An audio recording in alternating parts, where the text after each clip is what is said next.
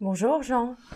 Bonjour Nicole, encore une fois ensemble. Oui, en fait j'avais envie que tu nous parles du traitement des émotions, mais d'abord je vais te présenter. D'accord? Donc Jean, tu es magnétiseur de tradition familiale, 50 ans d'expérience. Un peu moins, mais pas Voilà, loin. mais on va arrondir. Oui, Tu es titulaire d'un master des émotions, en gestion des émotions, en oui, gestion des émotions, diplômé en sophrologie et en hypnose clinique, et certifié en cohérence cardiaque et cohérence émotionnelle. tout à fait. Gestion aussi du stress en entreprise. Alors aujourd'hui, oui, on a envie de partager le sujet sur le traitement des émotions. Alors pour pouvoir en parler, ma première question, Jean, c'est peux-tu nous expliquer ce que sont les émotions? Vaste sujet. Oui, Bon, ça fait des milliers d'années que les grands philosophes essaient de décrire ce que sont les émotions. L'émotion, c'est ce qui permet à l'homme, en fait, à tout mammifère de vivre et à l'homme d'être humain. L'émotion, c'est ce qui va faire la différence entre un robot mhm, et un humain. L'émotion sert essentiellement à nous faire comprendre des choses, à nous faire bouger. Et movare, ça c'est l'étymologie movare, c'est énergie en mouvement. Ça signifie ça, d'accord. énergie en Mhm. mouvement, ou mettre en mouvement. Donc l'émotion, c'est quelque chose qui va mettre En mouvement. en mouvement. Un exemple tout simple, si tu es devant un danger, tu as peur, tu vas ressentir ceci, on va en parler tout à l'heure Oui, certainement, sur une partie de ton corps, et ça va t'obliger à réagir. Ça peut être le mode attaque, le mode fuite, ça n'a aucune importance, ça t'oblige à réagir. Si par exemple tu ressens de la tristesse te pousse à t'exprimer, tu as besoin de t'exprimer, à t'épancher. oui, C'est encore aussi là un mouvement. Par exemple, si quelqu'un a perdu un être cher, elle est triste, elle éprouve une douleur de tristesse, ça peut être une douleur d'ailleurs, et elle va avoir besoin, et tu peux le constater, de s'exprimer. oui, Voilà. Ou en tous les cas, qu'on la reconnaisse comme étant en état de tristesse. Donc, on ne peut pas faire l'économie dans une vie des émotions. Nous sommes avant tout, Nicole, l'humain est avant tout un être d'émotion. Et comment cela fonctionne-t-il? Eh bien, tout fonctionne à partir de notre carte du monde, de notre identité profonde.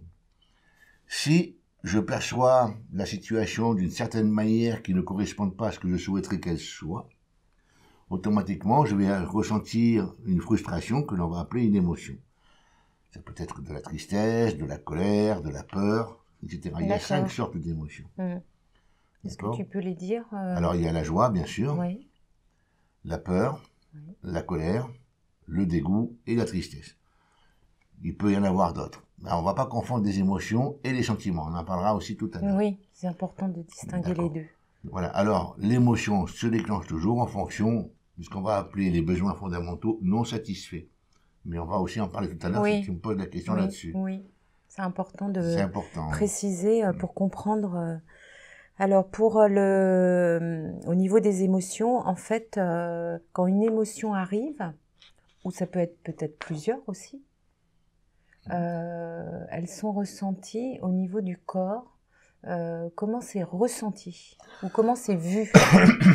Alors, merci pour ce que tu as dit. En général, on n'éprouve qu'une seule émotion à la fois. Oui, Mais il peut y avoir une émotion, peut-être plus telle que la forte du coup. colère. D'accord? On peut partir de la Mhm. tristesse. J'ai perdu mon chat. Et cela, au bout d'un moment, ça va me mettre en colère si je continue à penser à la perte de mon chat. On peut partir de la tristesse Ouais. à la colère.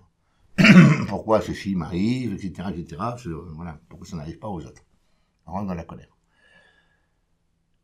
Donc, à ne pas confondre l'émotion et le sentiment. J'ai perdu mon chat, je suis triste, Oui, d'accord? Et ça va générer un sentiment de culpabilité parce que je n'étais pas là pour le faire rentrer chez moi. oui, La culpabilité, c'est un sentiment, d'accord? Alors, le sentiment peut apparaître, mais pas la tristesse.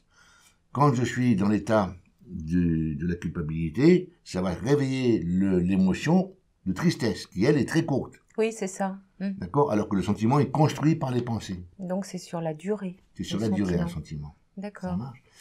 Comment cela se manifeste-t-il? Ben, toujours dans les plexus nerveux. D'accord. Tout le temps. Je pense, ma pensée va atteindre une partie du cerveau qu'on appelle le cerveau limbique, là où sont gérées les émotions, et instantanément, donc, il y a une réaction du système nerveux autonome, et ça va activer certains centres nerveux, qu'on appelle des plexus nerveux. Donc, on va avoir des plexus nerveux, ce que l'on ressent le plus, ce sont le plexus nerveux thyroïdien, Oui. laryngé, là, cardio-pulmonaire, à ce niveau-là, hein, d'accord? D'où les expressions, j'ai la gorge J'ai serrée. la gorge serrée, etc. Le plexus solaire, Ouais. donc on va dire j'ai une boule au ventre, Ouais, j'ai mon estomac, etc. Ben, c'est le système nerveux à ce moment-là, dans ce secteur, qui envoie beaucoup d'énergie. D'ailleurs, ça se manifeste assez particulièrement parce que dans certains pays du Nord, avec des caméras thermiques de très haute définition, en déclenchant des émotions chez les individus, chez des personnes, ils ont pu constater que l'énergie se déplaçait dans le corps et se manifestait sous la forme d'une augmentation de la chaleur. Oui. Tout simplement. Qui dit mouvement accentué, donc mouvement des molécules dans le corps, par le passage d'une énergie, qu'on peut appeler l'énergie vitale ou autre. Là, c'est en l'occurrence l'énergie nerveuse, qui est aussi une énergie vitale, il faut quand même le savoir. Eh ben, on a une augmentation de la chaleur dans ces parties du corps. Alors, d'où ma question qui va suivre. Quand tu parles d'énergie qui va se déplacer dans le corps, une émotion du coup qui arrive va agir un changement au niveau des organes ou des systèmes. Oui, tout à fait. Et d'où aussi une fréquence vibratoire différente. Différente. Alors, est-ce que là, à partir de là, je ne sais pas si j'étais très précise, tu peux nous en dire plus? Bien sûr. Alors, une émotion n'arrive pas. Oui. Elle s'active. D'accord. En fonction de ce que je pense. D'accord. En fonction de ma manière de voir les choses. D'accord? Donc, elle va être activée ou désactivée. C'est comme un interrupteur. D'accord. Et elle va avoir une intensité aussi. Elle peut être plus ou moins intense, plus ou moins forte. Et elle peut être ressentie d'une manière plus ou moins forte aussi. Elle va donc agir sur certaines zones du corps via les plexus nerveux. On parle bien de plexus nerveux, on est bien d'accord. Hein. D'ailleurs, c'est le système nerveux autonome qui agit là-dessus. On a un moyen d'essayer de réguler ça, mais je vais en parler tout à l'heure. Effectivement, si j'ai une grande peur ou une grande colère, mon système cardiovasculaire, mon cœur va commencer à battre plus vite. Fort, ouais. Il y a une action donc sur la fréquence vibratoire des battements de mon cœur. Mais pour qu'il y ait une fréquence vibratoire des battements qui augmente, il faut que la fréquence vibratoire du système nerveux change, il faut qu'elle augmente aussi. Il y a un mouvement. Donc le mouvement de cette énergie va générer un mouvement de l'organe considéré, plus ou moins fort. La respiration va aussi s'accentuer. D'accord ? On va avoir par contre une baisse du mouvement de l'estomac. La fréquence vibratoire de l'estomac énergétique, via le plexus nerveux solaire, va baisser. C'est-à-dire qu'il y a une adaptation en fonction du besoin homéostatique de l'individu, de la personne qui vit l'émotion, parce que l'émotion, on la vit, on la ressent pas, mais on la vit. D'accord? Ben, il va y avoir un équilibre comme ça qui va se faire. Donc, on va avoir la libido qui va descendre. Donc, ça signifie qu'il y a moins d'énergie qui passe là. La fréquence vibratoire va baisser et elle va être détournée pour augmenter les battements du cœur. Le corps s'adapte, en fait. Le corps s'adapte, tout à fait. Du coup, si le corps s'adapte, mais qu'une personne, par exemple, a une émotion très forte, il y a un processus au niveau du corps, d'où le traitement des émotions. Et ma question, c'est dans le changement, comment dire, au niveau de l'organisme, quand l'émotion est là trop longtemps, ça crée une incidence au niveau santé, à tous les niveaux. Et que peut-on faire pour aider et pour changer cette émotion qui devient trop prégnante, je ne sais pas comment dire. D'accord. Voilà. Une émotion qui est souvent répétée, une émotion se vit instantanément, dans l'instant T. Active. Et si elle est répétée trop souvent, ça va générer des sentiments. Sentiment de regret, de culpabilité, je sais pas, bon, il y a plein de ressentiments comme ça, anxiété, phobie, ce sont des sentiments, ça, des états anxiogènes. Oui. D'accord? Voilà. Les remords, par exemple, la culpabilité, c'est toujours dirigé vers le passé. Oui. D'accord? Ça vient du passé. J'aurais dû faire ceci. Ce sont les conditions. Oui. Si j'avais été là, mon chat Oui. serait rentré dans la maison, il n'y aurait pas eu de problème. Mais je n'étais pas là, donc je me culpabilise. Et je commence à avoir des remords. Je vais commencer à me culpabiliser, donc je crée un sentiment. Chaque fois que je me culpabilise, j'éprouve soit de la tristesse ou de la colère, qui va monter crescendo, et mon sentiment de culpabilité va passer peut-être au remords. Ouais, ouais, ouais. Ça marche? Mmh. C'est-à-dire que tant que je n'ai Ça pas s'intensifie. changé mon état de pensée quant à la vision de cette situation, de la voir autrement, quoi, de manière à soulager cet état émotionnel et à changer le sentiment de regret ou de remords, eh ben, je vais à chaque fois le réencoder cette pensée Voilà. avec l'émotion associée, le sentiment ou le ressentiment associé, mais toujours en accentuant, c'est-à-dire en mettant un peu C'est plus ça. d'intensité. Oui. Et quand on fait ceci, chaque fois que j'ai une émotion et un sentiment, effectivement, il y a des changements sur le plan physiologique, comme on vient de l'expliquer tout à l'heure et tu l'as très bien décrit. Maintenant, si je le répète souvent. Oui, bah c'était ma prochaine question. D'accord. Bon, ben alors je vais attendre. La question, c'est justement quand tu le répètes souvent et que du coup, quand je dis tu fais pas le nécessaire, chacun a ses ressources ou ses moyens d'adaptation. Voilà. Ça peut. Alors mon mot c'était cristalliser. Et du coup, là, on arrive le mot qui me vient, c'est ce fameux engramnésique des fois dont tu parles. Oui. Voilà. L'engramnésique, c'est quelque chose de nerveux. Qui, même après, si tu as par exemple une maladie, tu guéris, mais l'information va rester au niveau nerveux, au niveau des synapses. Ça, c'est l'engramnésique. Mais le lien que je voulais faire avec l'engramnésique, c'est que du coup, une personne, elle a une émotion donc active, elle est répétée, donc devient un sentiment, donc anxiogène, qui s'active de plus en plus, qui s'amplifie. Du coup, l'engramnésique va être aussi lié plus fort, plus actif, présent. Voilà, plus présent. Et à chaque fois qu'elle va le réactiver, ça va s'amplifier de plus en plus. Plus il y a de répétition, plus on installe la chose. Ça devient une habitude. C'est comme quand on apprend à conduire, à marcher, etc. Oui, et il y a une incidence sur les organes, bien entendu. Au début, c'est le fonctionnement de l'organe qui change. Le battement du cœur devient plus fort, plus répété. Le rythme change. La respiration aussi. Souvent, les gens, d'ailleurs, bloquent leur respiration. Oui. N'essayent pas de respirer plus amplement. Ils sont là, hop, ils se plient et ils bloquent leur respiration, d'où le cœur commence à battre plus vite pour essayer de choper, d'attraper beaucoup plus d'oxygène, d'énergie vitale, pour compenser. Et effectivement, on peut avoir donc des incidences au niveau des surrénales surtout, parce que ça va chaque fois qu'on a une émotion comme ça, on a les surrénales délivrent de l'adrénaline. C'est un empoisonnement du sang, il faut le savoir. Oui. Il y a plein de choses qui se passent comme ça. On a le foie aussi qui change son rythme de fonctionnement. Et plus on va répéter ce changement de rythme fonctionnel via le système nerveux autonome, dû aux émotions qui elles-mêmes sont dues à la manière de penser, c'est une chaîne. Oui, c'est ça. Eh ben, l'atteinte peut devenir structurelle. On passe du changement fonctionnel répété en permanence. Il y a des gens qui vivent en permanence dans la douleur mentale. Donc c'est une souffrance psychologique qui se traduit par des états émotionnels douloureux, des troubles émotionnels.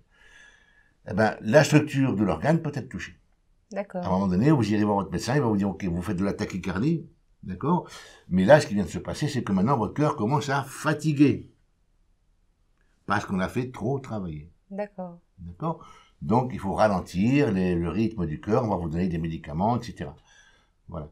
Et pour le foie, c'est pareil. Pour les reins, c'est la même chose. Pratiquement pour tous les organes, d'ailleurs.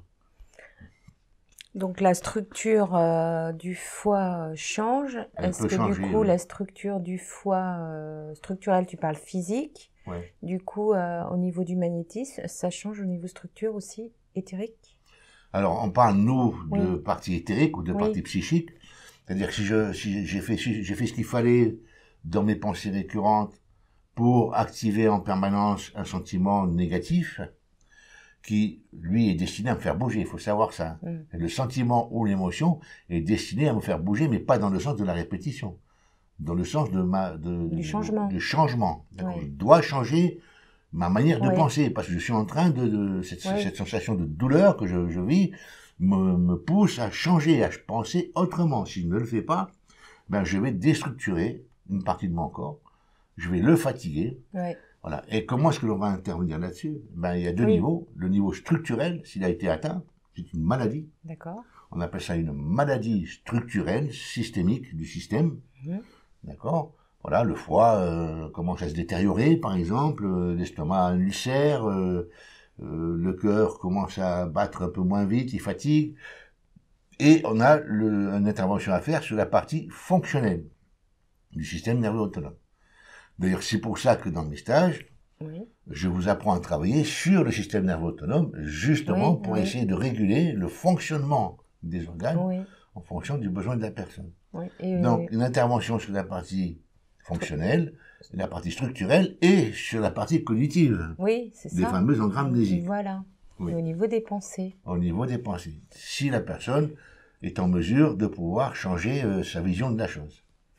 Alors, du coup, on parlait tout à l'heure de fréquence vibratoire. L'émotion, donc, génère une fréquence vibratoire sur l'organe ou les systèmes concernés. Et selon l'émotion ou l'intensité, les organes ou les systèmes changent de fréquence vibratoire. Exactement, c'est un changement de fréquence vibratoire. Un exemple tout simple. Voilà. Là, tout va bien. Oui. Au niveau de mon bras, si je me coupe, je vais ressentir une douleur. Oui. Quelle est la différence entre la sensation que j'avais avant la coupure et après la coupure? Ben, ce qui arrive à mon cerveau, c'est un changement de fréquence vibratoire. Ce qui arrive à mon cerveau, c'est pas la coupure, j'en ai la vision, parce que je regarde, Oui. d'accord, mais c'est bien une information qui arrive sous la forme d'un changement de fréquence vibratoire dans mon système nerveux. D'accord. Donc tout n'est qu'une question de fréquence vibratoire. Ouais. Tout n'est qu'une question de fréquence vibratoire. D'accord. Et il faut savoir que si une partie du corps est impactée, par exemple les poumons, ou le cœur, ou un autre organe, c'est l'ensemble qui est modifié. On ne peut pas dire je change. En fait, tout est lié. Tout est lié, absolument. Ouais, c'est ça. C'est comment dire? Alors, je sais pas si c'est l'homéostasie, on dit, ou l'équilibre. L'équilibre, Ouais, voilà. l'homéostasie, ça signifie Ouais. équilibre. Hein. Oui. Donc c'est l'équilibre qui tente de se faire automatiquement. Quand l'émotion n'est pas traitée, est-ce que cela agit au niveau énergétique, dont tu as répondu, dans le corps, et conduit à un changement? Alors là, quand je pose cette question, c'est surtout une émotion. Alors on peut pas quantifier, mais voilà, une personne où c'est vraiment douloureux. Donc tu disais l'émotion, elle vient d'un besoin non satisfait. D'accord, dans la pyramide Voilà. de Maslow, hein, besoin physiologique, etc. Donc quelqu'un, on va dire, qui parce qu'il faut avoir aussi l'envie de changer. Ouais. Des fois, on n'a pas conscience qu'on souffre, mais comme tu disais, ben oui, je pense que c'est courageux de vouloir guérir. Enfin voilà, il faut aussi prendre des fois faire des choix. Du coup, cette émotion, si elle est là depuis un bout de temps, qui devient donc un sentiment, tu disais. Alors, l'émotion va toujours persister. Le sentiment, c'est encore autre chose. D'accord. Oui. Donc, ça va amplifier, par exemple, ça peut être sur un organe, et ça peut donner un dysfonctionnement ou une maladie. Bien sûr, On est bien c'est ce qu'on d'accord. vient de dire. Voilà. Oui. Oui, tout à fait. Alors maintenant, comment intervenir? Oui, alors comment intervenir et par quels moyens, outils, voilà. Si tu as des... Eh ben, un magnétiseur va tenter, de travailler déjà sur le dysfonctionnement, donc la structure. Oui. La structure, c'est-à-dire la modification de l'organe, s'il a été atteint par une maladie. Ça peut être un fonctionnement qui n'est plus adapté et un changement de la structure, d'accord, par une maladie auto-immune, comme un cancer par exemple. Et le fonctionnement via le système nerveux autonome et les pensées pour essayer de réguler tout ça. Et tu l'as justement dit, est-ce que les personnes sont prêtes, quand elles viennent nous voir dans un cabinet, quand elles viennent consulter, à changer? Ouais. Parce qu'elles vont venir avec une plainte. Je ressens, voilà, je suis dans le stress en permanence, j'ai une souffrance. Ok, d'où provient-elle? Elle provient du fait que j'ai perdu mon chat. Je donne un exemple, hein. D'accord. Et quand vous pensez à votre chat, que se passe-t-il? Eh ben, j'ai cette souffrance qui s'éveille. Cette souffrance, c'est quoi? Ben, c'est de la douleur que je ressens ici. Elle me parle d'une émotion, la personne. Oui. D'accord? Elle me parle d'une émotion ou d'un sentiment. Je me sens coupable. Ça, c'est le sentiment. Et quand vous vous sentez coupable, est-ce que ça réveille autre chose? Est-ce que vous vous sentez joyeuse, triste? Ah ben, je me sens triste. Ou j'ai de la colère envers moi. C'est pas la même chose. Oui, oui, oui. Donc, il faut travailler sur différents plans. Le plan du sentiment, d'accord, le remords, l'autre, la culpabilité, l'émotion, la tristesse ou la colère, d'accord, la structure de l'organe qui est touché, Oui. le fonctionnement nerveux autonome, et la pensée qui génère ça. Est-ce que vous pouvez changer de pensée? Est-ce que vous pouvez penser que votre chat, maintenant, est au valhalla des chats, et qu'il soit heureux? Et la sensation aussi, du coup. La sur sensation, le moment, quand la personne en c'est parle. la structure. C'est la structure. La donc. structure et les fréquences vibratoires nerveuses. D'accord. Tout à fait. Et alors, quand tu procèdes à... quel outil tu utilises? Puisque tu animes des stages depuis 2008, il me semble que c'est ça, 2007. Quels outils ou connaissances pour toi, alors avec humilité je le dis, mais nécessaires pour quand on travaille ensemble avec un consultant, pour vraiment être, comme tu disais, dans sa carte du monde, quels outils ou connaissances pour traiter les émotions? Pour traiter les émotions, bon, déjà, je vais commencer par effectuer une bonne anamnèse qui s'apparente plus à une maïeutique, pour vraiment aller chercher le besoin de la personne, mais aussi qu'elle se révèle à elle-même ce besoin. Si la personne n'a pas conscience de son véritable besoin, elle ne peut pas aller vers la résolution de son problème. C'est pas possible. Si tu sais pas si tu dois aller à Marseille, tu prends ta voiture pour... tu n'arriveras jamais à Marseille. Donc, il faut déjà définir un objectif par rapport à une situation donnée. Donc, on appelle ça une anamnèse. Moi, j'appelle ça beaucoup plus une maïeutique. Alors, pour savoir ce que c'est, il faut s'intéresser à certaines choses comme Platon, etc. Mais la PNL peut nous aider énormément. Donc, PNL, programmation neurolinguistique. Je peux aussi travailler en EFT, pour travailler sur l'émotion en elle-même, mais est-ce que ça va travailler après sur la cognition? C'est bien sûr, si on travaille en palier. Oui, c'est ça. Mais ça, faut-il encore savoir le faire? Parce que beaucoup de gens travaillent en EFT, mais sur un seul palier, l'émotion ou la pensée ou la douleur. Mais oui, toi, tu travailles sur 3 niveaux. Sur plusieurs. Oui, plusieurs. Il peut y avoir la pensée, la situation, la pensée de la situation, la zone douloureuse, l'émotion, le sentiment. Oui. Ce sont tout ça des choses différentes. Donc ça apparaît successivement, ça dans une séance, et on va travailler dessus successivement. On peut employer le magnétisme. Oui. D'accord, on peut par exemple sur une déstructuration d'organes, on peut essayer de la restructurer via la partie éthérique. Oui. On peut travailler sur la partie fonctionnelle, en travaillant sur les parties du système nerveux autonome, pour que la fonction, le mouvement de l'organe soit équilibré par rapport aux besoins de la personne. En tous les cas, par rapport à son origine. On va essayer de rétablir les fonctionnements d'origine. On essaye de rétablir la structure de l'organe d'origine. Oui. On essaye de rétablir le fonctionnement de l'organe via le système nerveux autonome d'origine. Peut-être le foie, l'estomac, le cœur, les poumons, etc. Voilà. Donc, ce sont des outils où on va travailler soit en restructuration, en changeant des fréquences vibratoires. Il faut avoir des techniques pour ça, qui nous permettent de changer ces fréquences vibratoires. Parce que tout n'est qu'un changement de fréquence vibratoire et rien d'autre. Absolument rien d'autre. Pour changer la structure physique de quelque chose, on va changer la fréquence vibratoire de la partie éthérique. D'accord. C'est elle qui préside à la structure de l'organe. D'ailleurs, c'est la partie éthérique qui génère aussi la cohésion des cellules. Oui. D'où, une fois, tu disais...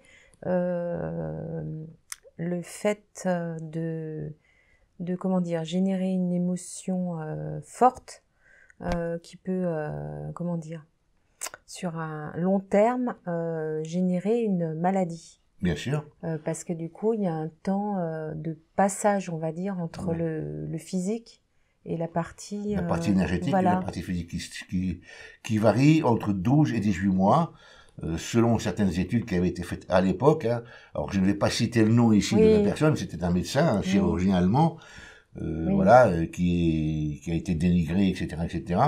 Mais donc d'après ce monsieur-là, il y a un temps de latence entre le moment où on reçoit l'émotion forte et le moment où la maladie apparaît, donc de 12 à 18 mois. C'est pour ça que lorsque l'on intervient, par exemple en chirurgie énergétique sur la partie éthérique ou sur la partie astrale, ben, il faut pas s'attendre à un résultat immédiat. Oui, c'est ça. Il y a un temps Oui. où la partie énergétique va travailler sur la partie physique pour la restructurer.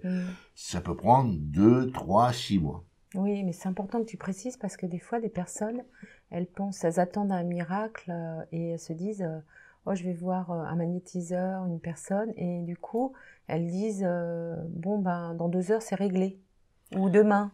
Mais il y a un temps aussi d'adaptation du corps. Bien sûr, je reprends l'exemple de ce qu'on disait il y a quelque temps tous les deux. Je peux travailler sur une douleur. En magnétisme, la douleur va s'atténuer. Mais si on n'a pas travaillé sur la cause qui génère la douleur va réapparaître. Alors c'est très facile de dire j'ai enlevé la douleur, enfin la douleur a disparu parce que le magnétiseur n'enlève rien, c'est faux, hein. D'accord? En faisant croire à la personne que c'est terminé, mais c'est faux. Parce que la cause de l'apparition de cette douleur est toujours présente, elle. Oui. Et la personne qui va faire le plus gros travail sur la cause, c'est pas le magnétiseur. C'est la personne elle-même, c'est le consultant. Et il faut lui donner les moyens, que ce soit sur un plan énergétique, voilà, en lui disant, voilà, je vous fais tel traitement. Oui. Ça s'appelle un accompagnement après. Et on va l'accompagner en lui disant, voilà, maintenant, pour que ça persiste, je vous invite à faire telle et telle chose. Oui. Ça peut être des étirements, ou de la cohérence cardiaque. Des choses comme ça. D'ailleurs, pour gérer les émotions, merci d'avoir prononcé le mot. La cohérence cardiaque, c'est excellent. Oui, par contre, ce que tu dis souvent, c'est la répétition, j'allais dire même le mot, l'objectif qu'on veut se donner, c'est-à-dire pratiquer 3 semaines d'affilée. Ce nombre revient souvent. Oui. C'est au niveau cognitif, c'est ça le temps que... Alors, il faut à peu près une vingtaine de jours pour que de nouveaux synapses se créent. C'est une nouvelle autoroute dans le cerveau. Ouais. C'est très physique. Hein. Ouais. Les gens ne se rendent pas compte que c'est vraiment physique. Plus je vais répéter quelque chose, plus je vais créer de synapses entre les neurones dans mon cerveau. Ouais. Ça s'appelle la plasticité du cerveau. Et donc, effectivement, si je vais répéter quelque chose qui m'emmène à changer ma manière de voir une situation pour changer ma façon de la vivre sur un plan émotionnel, je vais déjà le pratiquer pendant 3 semaines. Mais ça, c'est le début. Pendant 3 semaines, je vais commencer à générer ces fameux synapses. Il faut continuer après. Oui, c'est ça. On ne doit pas s'arrêter au bout de 10 ans, j'ai fait mes 21 jours, c'est fini. En fait, c'est comme si le corps, il reprogramme une expérience. Voilà, il se reprogramme, et plus on va le répéter, c'est comme quand tu as appris à conduire. Au début, tu as appris à conduire, tu es monté dans ta voiture, et les premiers jours, tu avais un peu la trouille. Oui, c'est ça. Et puis, au fur et à mesure que tu as pratiqué, aujourd'hui, tu conduis d'une manière tout à fait décontractée. Oui. Alors aujourd'hui, c'est vrai que la cohérence cardiaque ou d'autres outils sont quand même... on a la chance, ça va dire, avec Internet, d'avoir des outils à disposition. Bien sûr. Donc après, c'est vrai, se donner les moyens. Et je voulais rajouter aussi, parce que tu as parlé de l'EFT, la PNL, mais on n'a pas parlé de la radiesthésie, voilà. La radiesthésie, c'est quand même un outil efficace. Ça, c'est un outil qu'on a mis en place avec Marie-Ange. Pour quelle raison? Ça nous permettait, surtout pour moi, ça me permettait d'essayer de transmettre dans ce milieu des magnétiseurs la connaissance de l'émotion, c'est-à-dire en dehors de toutes ces croyances liées à un tas de superstitions parfois. Hein. Voilà. Donc ça nous a permis de transmettre la mécanique des émotions, comment la traiter, quel rapport l'émotion a-t-elle avec les besoins fondamentaux. Si par exemple les premiers besoins fondamentaux sont la respiration, la faim, la défection, etc. Voilà, après tu as les besoins de sécurité.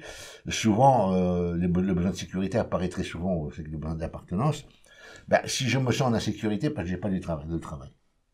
Je suis en insécurité. Oui. Donc, que va-t-il se passer? Je vais rester, moins je trouve de travail, plus je vais être en insécurité. Oui, ça augmente. Et ça va augmenter, donc, la pression de cette émotion d'insécurité. Donc, c'est la peur. Le sentiment d'insécurité génère la peur. Et de la peur, on peut passer à la colère. Oui. Et de la colère à la haine. Oui. C'est ça, il y a tout le processus. C'est tout le processus qui va s'amplifier comme ça. D'où la nécessité, pour la personne qui est sans travail, de bien comprendre que si je passe, effectivement, j'ai peur et c'est normal. Effectivement, je suis en colère et c'est normal. Mais si je passe à la haine, là, ça devient anormal parce que je vais commencer à avoir peut-être des actes dangereux pour les autres et pour moi. Oui, oui. D'accord? Donc, essayez quand même de voir la situation différemment, de se dire, ok, j'ai pas de travail, mais je vais en trouver, je vais faire le nécessaire. On va se réguler, donc cognitivement déjà, pour se réguler émotionnellement, de façon à se réguler sur un plan affectif, Oui, c'est sur le ça. plan du sentiment. Mm. Et automatiquement, mon corps, d'accord, sera décontracté. Je n'aurai pas les répercussions physiologique. C'est aussi simple que ça. Ouais. Voilà. Donc, si je vais voir un thérapeute pour traiter une émotion ou un sentiment de culpabilité, par exemple, et que cet individu sait procéder dans ce sens-là, il n'y a aucun problème. Mais si maintenant la personne va rajouter par-dessus cela ses propres croyances, comme c'est une entité qui vous fait ceci, vous avez été envoûté, et je ne sais quoi encore, ben on vient rajouter par-dessus le problème de l'individu Oui. encore plus de peur, Oui. d'accord, Amplifié, et on le ouais. déconcentre par rapport à sa possibilité d'évolution et Oui, de guérison, c'est ça. de trouver du travail. Je peux pas trouver de travail, je suis envoûté, Oui. donc je ne trouverai jamais. Mm. Je peux pas trouver de travail, j'ai une entité qui me bouffe mon énergie, donc je pourrai jamais en trouver. Oui. Voilà. Donc voilà, ou alors je peux pas trouver de travail parce que je suis un malchanceux. J'ai eu des gens à qui on avait dit ça. Faut faire très attention dans un cabinet, et on va éviter de sortir de faire ce genre de choses-là. Alors je suis pas euro, hein, mais j'ai vu dans mon cabinet tellement de gens qui étaient dans ces peurs, qu'on leur avait inculqué, on leur a induit, que ça devient parfois une catastrophe, quoi. Oui, et puis il y a des personnes, oui, je dis le mot fragile. C'est-à-dire quand tu as vécu un deuil, un choc émotionnel très fort, ça peut être une maison, enfin je vais pas donner des exemples comme ça, mais des choses très très fortes et violentes. Bien sûr. Oui, faut vraiment être solide et puis pas induire des messages À vocation déstructurante. Ouais.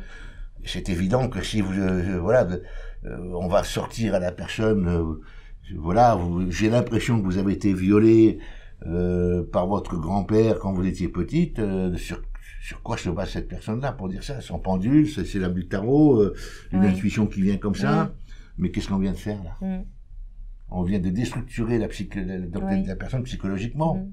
C'est important que tu donnes cet exemple parce que ça peut aller très loin et c'est là qu'il faut vraiment être plus qu'en veille, en éveil sur le moment présent avec la personne.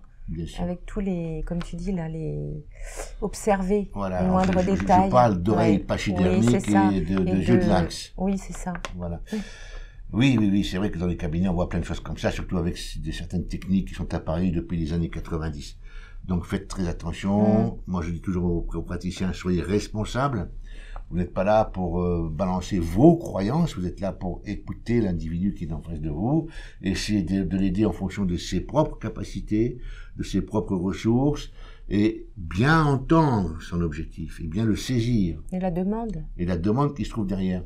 Si maintenant, bien entendu, certains praticiens n'ont pas cette connaissance, c'est déplorable. Hein. Il faut savoir que beaucoup de gens ouvrent des cabinets sans avoir ces connaissances, et parfois, je peux dire qu'ils sont dangereux. Ils sont dangereux dans le sens où j'ai vu des gens qui étaient pas très loin du suicide, parce que on leur avait induit, certains praticiens me disent, ce qu'on appelle des praticiens, leur avaient induit ce genre de choses-là. Je ne peux plus m'en sortir.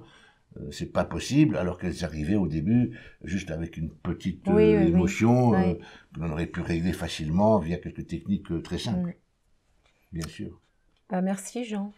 C'est moi qui te remercie. Pour ce partage du traitement des émotions. Traitement des émotions. Et puis, on peut faire un petit récapitulatif si tu veux. Donc l'émotion, d'abord, c'est la personne qui la vit parce qu'elle répète en boucle certaines pensées liées à des situations, d'accord? Comment est-ce qu'on va travailler dessus? On peut travailler dessus sur le plan structurel, le plan fonctionnel, le plan cognitif. C'est aussi simple que ça. Voilà. Avec quels outils? Tu l'as justement dit tout à l'heure, le magnétisme, le FT, la programmation neurolinguistique, la cohérence cardiaque, le MDR. Voilà, on a plein de techniques comme ça à disposition. Le magnétisme, quand même, étant une technique qui est très puissante, mais à lui seul, le magnétisme ne suffit pas. Oui. Ne suffit pas. Faut bien le préciser. Par exemple, le FT est une technique qui est fantastique. Le MDR, ça permet à la personne de se travailler chez elle sans que l'on soit présent. Oui. L'hypnose aussi. L'hypnose aussi, hein, harmonie. voilà. Alors, à condition que l'on ne fasse pas ce genre d'hypnose, on va créer une Oui, situation idyllique dans laquelle on va mettre la personne. Ça n'a rien à voir avec la réalité, bien entendu. On parle bien, quand je parle d'hypnose, bien que je sois formé à l'hypnose clinique, hein, c'est dans le sens où la personne va se révéler à elle-même. oui, Et le praticien va intervenir le moins possible. oui. On va laisser remonter en surface ce dont la personne a besoin de se débarrasser, de traiter. Par Comme rapport à des, ses besoins fondamentaux. ses besoins Voilà, fondamentaux. oui. Donc j'imagine, j'ai toujours cette image en tête quand je fais mes séances d'hypnose de ces bulles qui viennent du fond de la Oui, mer et qui oui, explosent ouais. en surface.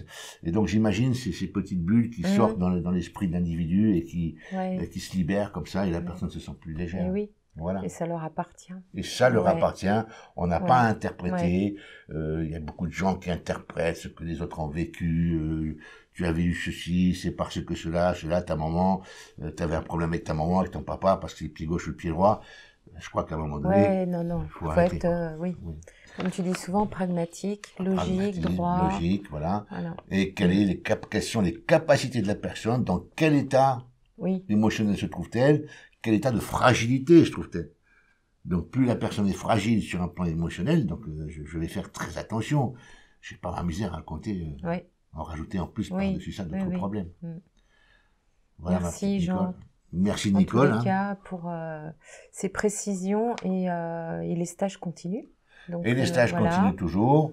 Voilà, alors Là, le prochain stage, tu fais un stage de de programmation neurolinguistique, l'arrêt du là. tabac aussi. Arrêt du tabac, oui. Et là, c'est pour préciser, tu as innové, tu vas faire une formation des points gâchettes. Alors, Voilà. une initiation au point Ouais. gâchette, parce que beaucoup de gens me le demandent. Ouais. Voilà, donc ce sera une initiation sur 3 jours. Ceux qui auront acheté le programme que j'ai créé il y a maintenant 4 ou 5 ans, donc pourront venir, et des profanes aussi, enfin des gens qui n'ont pas ce programme pourront venir, sous réserve qu'ils l'achètent, bien sûr, pour pouvoir expliquer comment ça fonctionne, quels sont les moyens de traiter des points gâchettes, donc des douleurs musculo-squelettiques qui sont, ce sont des choses très récurrentes qu'on rencontre en cabinet, hein, les tendinites, etc. Et expliquer aussi qu'il ne faut pas travailler quand on est, voilà, sur certaines choses. Beaucoup de gens travaillent en massage ou en acupression sur des zones inflammées, pardon, ce qui est aberrant, parce qu'on va générer encore plus de douleurs sur des déchirures musculaires. Donc, bien expliquer comment ça fonctionne, comment trouver les points gâchettes, comment trouver une corde, et comment les travailler ensuite. Ouais, bah c'est super, voilà, ouais. même avec des Donc ventouses. ça, c'est nouveau. Voilà, c'est tout Voilà. nouveau. Donc, projet, comme je disais la Toujours dernière en fois. projet. Super. Bah, merci, Jean. Merci, Nicole.